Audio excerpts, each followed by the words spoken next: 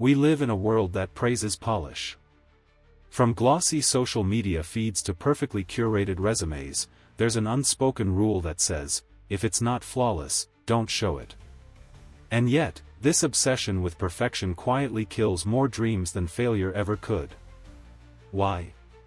Because perfection doesn't just slow you down, it stops you before you even start. Perfection is procrastination in disguise. It feels productive because you're still working on the thing, but in reality, you're stuck in an endless loop of tweaks, adjustments, and second-guessing. The essay never gets submitted. The business never gets launched. The book never gets published. And slowly, the weight of what you could have done becomes heavier than the work itself. Psychologists have studied this loop and found a pattern. Perfectionism often comes from fear. Fear of being judged, fear of being rejected, fear that if you release something flawed, it will reflect who you truly are.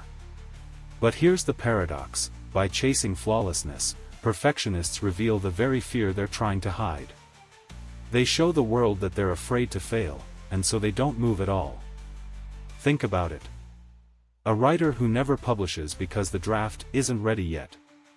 An entrepreneur who never launches a product because the website still needs one more tweak. A student who spends hours formatting a paper but avoids finishing the last page. In each case, the goal isn't excellence, it's safety. As long as the project isn't finished, it can't be judged. The trap of perfection is subtle, because it often hides under good intentions. Wanting to deliver quality, wanting to do your best, wanting to be proud of your work, these are noble ideas. But stretched too far, they become toxic. The pursuit of perfect quietly turns into avoidance of progress. Real growth doesn't come from hiding behind polish, it comes from momentum. And momentum only comes when something is finished. An imperfect book teaches you more than a perfect draft. A clumsy speech teaches you more than a speech never given. An early product launch teaches you more than a decade of preparation. Yet most people never get to taste this growth, because they're trapped in the illusion that one day, their work will be flawless. Here's the uncomfortable truth: nothing you ever create will be perfect. Not your first draft, not your final draft, not even your masterpiece. The best musicians still hear flaws in their greatest albums. The most successful founders see mistakes in their billion-dollar companies. The best-selling authors can still find typos in their printed books. If perfection is the standard, then by definition, you'll never arrive. That's the perfection trap, chasing a destination that doesn't exist, while missing out on the journey that matters. Perfectionism feels personal, like it's just you wrestling with your own high standards, but research shows it's a predictable human trap. Psychologists have run experiments for decades, and the results are shockingly consistent. The people who do more aren't the ones who strive for perfection. They're the ones who aim for good enough. At Stanford, researchers studied two types of decision-makers: maximizers and satisficers. Maximizers are perfectionists. They search endlessly for the best option. They won't buy a pair of shoes until they've looked at every possible store. They won't submit a paper until they've rewritten every sentence 10 times. They won't commit until every condition is flawless. Satisficers, on the other hand, choose the first option that meets their needs. They don't waste energy on perfect, they focus on progress. And here's the twist: satisficers consistently report higher satisfaction, lower stress, and better results in the long run. The maximizers, even after making better choices, feel worse, because they're haunted by the possibility of something better still out there. Another famous example comes from a classroom study. A photography professor divided his class into two groups. One group was graded on quantity: the more photos they submitted, the higher their grade. The other group was graded on quality: they only had to submit one perfect photo. At the end of the semester, the best photographs came from the quantity group, not the quality group. Why? Because the quantity students practiced, experimented, and learned from mistakes. The quality students spent their time theorizing about perfection, but never built the skill through action. Perfection, it turns out, delays mastery. Even outside of school, behavioral research confirms the same pattern. Psychologist Robert Zajonc studied what's called the mere exposure effect. The more often we repeat something, the more comfortable and competent we become. In other words, practice, not perfection, breeds confidence. A rough first attempt, done quickly, does more for your brain than months of overthinking. And yet, perfectionists resist this truth. They think the first draft must already be brilliant, the first product must already be flawless, the first try must already succeed. But neuroscience shows the opposite. Our brains learn through mistakes, feedback, and iteration. Each imperfect attempt rewires the brain toward mastery. So when you delay action in search of perfection, you rob yourself of the very process that would make you excellent. Action is more than movement, it's momentum. And momentum is what perfectionists never get to taste, because they're stuck waiting for flawless conditions. But the psychology of progress reveals something powerful. Once you finish something, no matter how messy, your brain rewards you. Neuroscientists call it the completion effect. Finishing a task, checking a box, hitting submit, closing a loop, triggers a dopamine release. It's the brain's way of saying, yes. Keep going. That small hit of satisfaction fuels more action, which creates more momentum, which creates more growth. But when you chase perfection, you delay completion. And when you delay completion, you starve your brain of those dopamine rewards. The result? Burnout, procrastination, and paralysis. Perfectionism also tricks the brain with what psychologists call all-or-nothing thinking. You believe that if it isn't flawless, it isn't worth doing at all. This creates a dangerous cycle. Either you avoid starting because you can't guarantee perfection, or you abandon halfway because you spot flaws.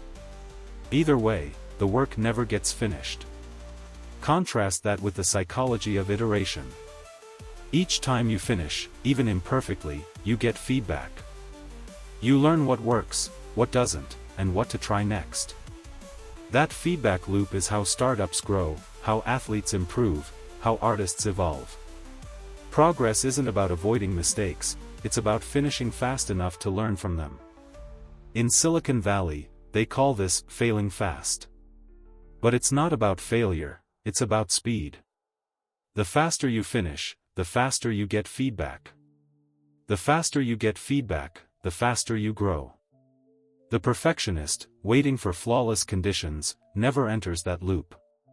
The doer, finishing messy drafts again and again, accelerates their learning curve.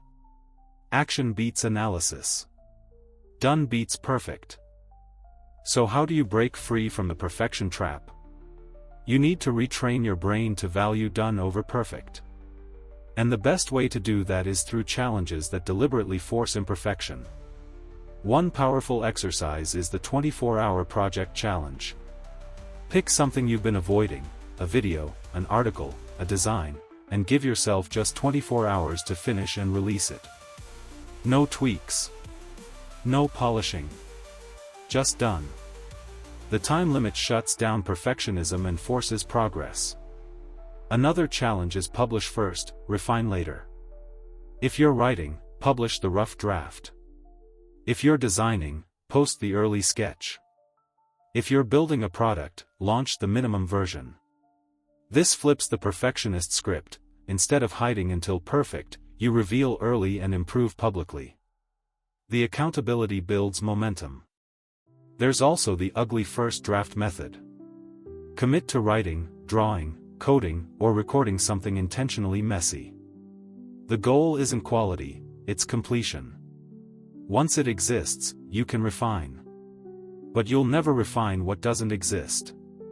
And finally, there's the quantity over quality experiment, inspired by the photography class study. Challenge yourself to produce a set number of outputs, 30 blog posts, 100 sketches, 50 short videos, without worrying about perfection. At the end, you'll find that your best work came not from overthinking, but from sheer volume and practice. These challenges are uncomfortable because they force you to let go of control. But that's exactly why they work. Perfectionism thrives on control. Growth thrives on release. So how do you break free from the perfection trap? You need to retrain your brain to value done over perfect. And the best way to do that is through challenges that deliberately force imperfection. One powerful exercise is the 24-hour project challenge. Pick something you've been avoiding, a video, an article, a design, and give yourself just 24 hours to finish and release it. No tweaks. No polishing. Just done. The time limit shuts down perfectionism and forces progress. Another challenge is publish first, refine later. If you're writing, publish the rough draft. If you're designing, post the early sketch. If you're building a product, launch the minimum version. This flips the perfectionist script. Instead of hiding until perfect, you reveal early and improve publicly. The accountability builds momentum. There's also the ugly first draft method. Commit to writing, drawing, coding, or recording something intentionally messy. The goal isn't quality, it's completion. Once it exists, you can refine. But you'll never refine what doesn't exist. And finally, there's the quantity over quality experiment, inspired by the photography class study.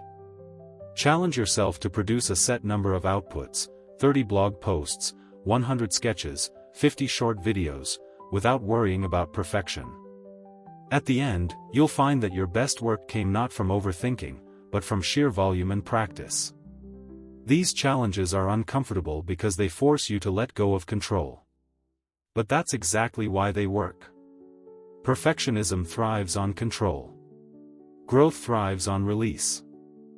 Breaking free from perfectionism isn't about lowering your standards. It's about changing your process. Here's a system that helps. Mindset rituals. Start by reminding yourself daily, perfect doesn't exist. Finished does. Write it on a sticky note. Say it before you start working. Anchor your mind. Decision-making hacks. Use the 80-20 rule. Ask, what's the 20% that will get me 80% of the results? Then stop. Done is good enough. Time boxing. Give yourself hard deadlines. If you have 3 days to finish, you'll finish. If you give yourself forever, you'll tweak forever. Iteration cycles. Finish first, refine later. Create V1, V2, V3. Each version gets better, but only because the first version exists. 30-day done not perfect challenge. For 1 month, commit to finishing something daily. A paragraph. A design. A video. A workout. Track completions, not quality. By the end, you'll have retrained your brain to value action over perfection. This system isn't about lowering standards. It's about building momentum. Excellence doesn't come from chasing flawless, it comes from finishing often enough to improve.